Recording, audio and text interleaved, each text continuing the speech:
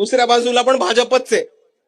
कारण प्रणिती शिंदे या भाजपसाठी काम करतात ते आपल्या सर्वांना माहिती आहे की ह्या निवडणुकीच्याच आधी प्रणिती शिंदे या भाजपमध्ये प्रवेश घेणार होत्या. ऑक्टोबर महिन्यातच घेणार होत्या. बरोबर की नाही? बरोबर. तुमच्यातच ठेवा, बाहेर जाऊन नका सांगू. पण त्यांना फडणवीस साहेबांनी सांगितलं थांबा, 3 महत्वाच्या निवडणुका येत आहेत. नगरपालिका येते, महानगरपालिका येते आणि जिल्हा परिषदच्या निवडणुका येत आहेत. तुम्ही तोपर्यंत काँग्रेसमध्येच थांबा, सेटिंग करून भाजपचे सगळे उमेदवार निवडून आणा आणि मग प्रणितीताई काँग्रेसमधनं भाजपमध्ये प्रवेश घेतील. अशी प्रणितीताईंची आणि फडणवीसांची डील झालेली आहे. आणि दुसऱ्या बाजूला जाताना मला एक गोष्ट मांडून जायची आहे की आपल्या विरोधात कोण आहे माहिती आपल्या सर्वांना? भाजप. RSS निवडणूक नाही लढत ना. निवडणूक लढत असते तिकडे पण हरवलं असतं.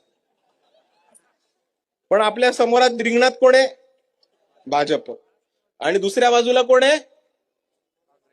काँग्रेस नाही. दुसऱ्या बाजूला पण भाजपच आहे. कारण प्रणिती शिंदे या भाजपसाठी काम करतात ते आपल्या सर्वांना माहिती आहे. तुम्हाला एक आतली गोष्ट सांगू का?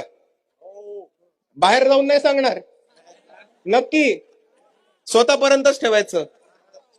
तर आतली गोष्ट अशी आहे की ह्या निवडणुकीच्याच आधी प्रणिती शिंदे या भाजपमध्ये प्रवेश घेणार होत्या. ऑक्टोबर महिन्यातच घेणार होत्या. बरोबर की नाही? बरोबर. तुमच्यातच ठेवा, बाहेर जाऊन नका सांगू. पण त्यांना फडणवीस साहेबांनी सांगितलं थांबा, 3 महत्वाच्या निवडणुका येत आहेत.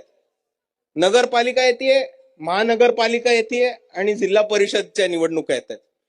तुम्ही तोपर्यंत काँग्रेसमध्येच थांबा, सेटिंग करून भाजपचे सगळे उमेदवार निवडून आणा आणि मग प्रणितीताई काँग्रेसमधनं भाजपमध्ये प्रवेश घेतील.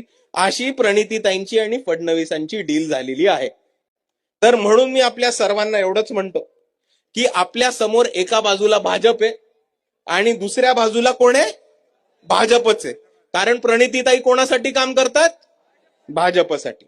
आणि म्हणून या परिस्थितीमध्ये जर भाजपला पाडायचं असेल तर आपल्याला एकच पर्याय, तो म्हणजे वंचित बहुजन आघाडी. आणि ह्यांची नाती खूप आतमधली आहेत भाजपशी. तुम्हाला एक 2-3 महिन्यापूर्वीचं एक उदाहरण देतो. सुशील कुमार शिंदेची एक नात आहे